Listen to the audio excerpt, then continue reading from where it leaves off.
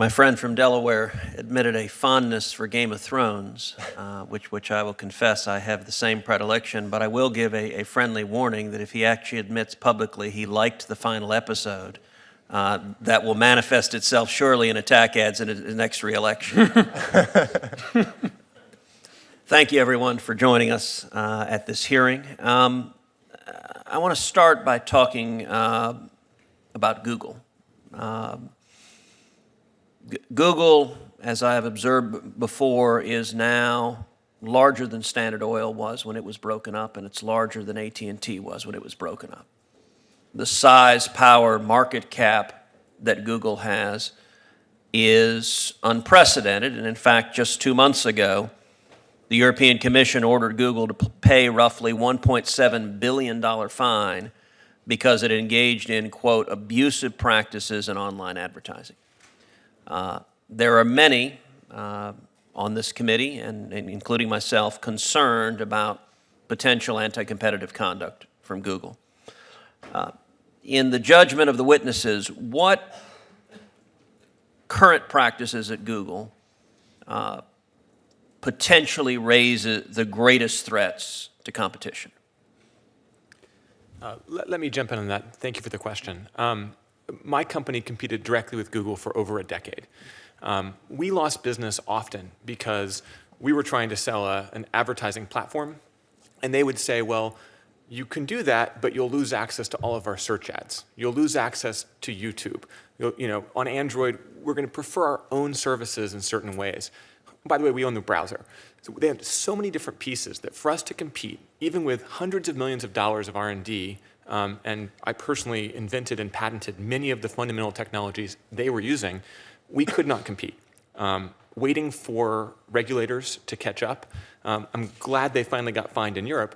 I had to sell my company. I couldn't wait for that, and I'm certainly not waiting for the US to take action. So I think that we have to figure out how to keep their different businesses separate. They can't share data across them. They have to treat each other at arm's length. YouTube should be open to any advertising platform. Their search data, which is the property of the advertiser or the consumer, should be available to any platform or no platform. I think that's a very clear way to either break them up or force them to act fairly.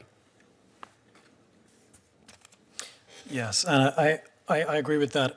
If you have the situation where one big company creates this cascade of monopolies by taking network effects, it's got all these people bought in over here, and then it just dumps them onto some virgin territory over there, and all the little mom and pop shops go bang, that's clearly a problem. One way to solve this, though, is to let the individual user, the market of users, in a sense, to have the decision on which bits of Google get to use their data for what. Right now, you've no decision. One of the aspects of Google's market power, and this is true across a lot of big tech, is concern that a lot of Americans have that they are also using that market power to engage in political censorship, to favor political views that comport with the predilections of the company and to silence those views that don't. Just recently, Google refused the Claremont Institute the ability to purchase advertising for its 40th anniversary gala because the president of the Institute had written an essay that Google disagreed with. That, I believe, is a significant threat to our democratic process and the ability of free speech of the marketplace of ideas to operate. One of the great challenges, however, is there is little to no transparency. So the Constitution Subcommittee of this committee, which I chaired, we have held hearings where when we try to find out how many voices are you silencing? How many voices are you shadow banning? How many are on one side of the political spectrum or the other? What degree of ideological bias is there? We are consistently told no answers are forthcoming. Trust us, we are a black box, but trust how we use our power.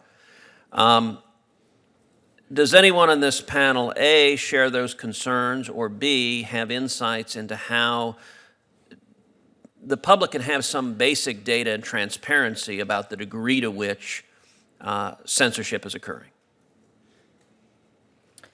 I think that the censorship question is thorny, and the option I wish I had was to be able to choose among sites And then if one had a reputation for being better, I subscribe to the New York Times. I find it to be an excellent quality newspaper.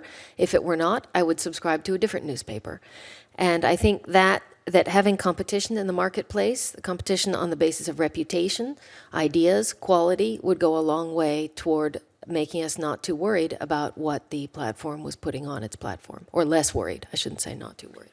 And I agree with that. I worry about your transparency point. We don't know enough to hate Google. I'll use a Chick-fil-A example. I love Chick-fil-A.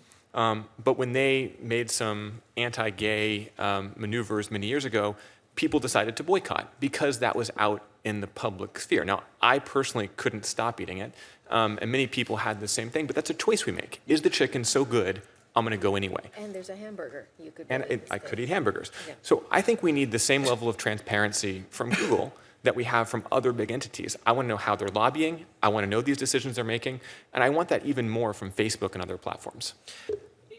Also on the transparency front, when it comes to advertising, is there any mechanism to discover whether Google, Facebook, Twitter, other big tech companies are charging differential rates on advertising based on viewpoint? Put another way, would it be concerning if we discovered that those companies charged Democrats 10 times more than they charged Republicans, or vice versa? Would using advertising rates in an ideological and viewpoint-driven perspective raise concerns? Having built ad platforms, one of the biggest concerns is that a lot of that pricing is based on competition for a given ad spot. And so prices will go up with supply and demand. So you'll see a Democratic primary where there are many Democrats vying for the same spot, and price will go crazy. But if there's really only one Republican who wants a certain subset of audience, you wouldn't see a price change. The question is, how are humans applying heuristics to those decisions? If you told me that they had their thumb on the scale and that they were saying, let's charge the Republican more too, that would be a big problem. But to get to that, we'd have to really see inside the systems. And this is a broader problem than just advertising. This is all machine learning and artificial intelligence. That goes to the former point about housing. That goes to all of these issues where, are we charging people more? Are we showing ads to people because of human interaction and bias, or because they're just better at responding to those particular ads? Thank you.